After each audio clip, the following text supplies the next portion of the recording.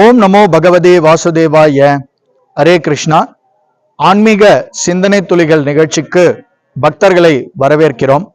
இன்றைய நிகழ்ச்சியில் நாம் காண இருப்பது தாமரைப்பூ உணர்த்தும் வாழ்க்கை தத்துவம் குறித்துத்தான். மலர்களிலே மிக உயர்வான மலராக தாமரைப்பூவை சாஸ்திரங்கள் வர்ணிக்கின்றன.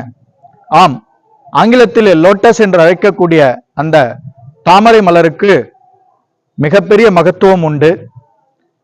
தாமரைப்பூ உணர்த்தும் வாழ்க்கை தத்துவம் என்னவென்றால், தாமரைப்பூ பொதுவாக குளங்களிலும் ஏரிகளிலும் தான் கிட்டும்.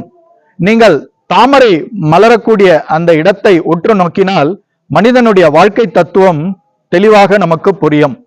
அதாவது தண்ணீரனுடைய அளவிற்கு ஏற்பத்தான் தாமரைப்பூவினுடைய அந்த தண்டினுடைய அளவும் இருக்கும். அதாவது சுருக்கமாக சொன்னால், தாமரைப்பூ தண்ணீரின் மேல் இருக்கும், தண்ணீருக்குள்ளும் செல்லாது, தண்ணீரை விட்டு வெகு தூரம் விலகியும் செல்லாது.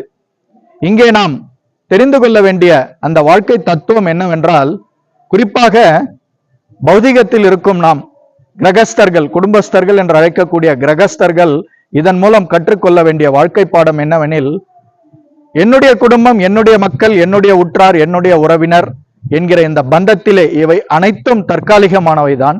இந்த பந்தத்திலே அளவுக்கு அதிகமாக நாம் மூழ்கிவிடக் கூடாது. அதற்காக விட்டு விலகியும் வெகு தூரம் சென்று விடக்கூடாது. இந்த பௌதிக வாழ்க்கையில் உள்ள யதார்த்தத்தை புரிந்து கொண்டு தாமரை மலரை போல நாம் வாழ வேண்டும்.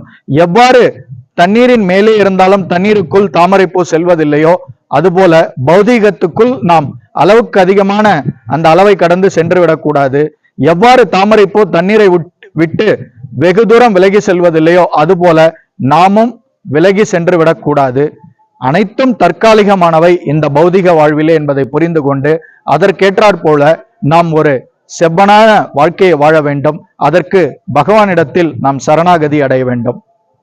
மீண்டும் ஒரு காணொளி வாயிலாக பக்தர்களை சந்திப்போம் வரை உங்களிடமிருந்து விடைபெறுவது அடியன் எஸ் நந்தகுமார்.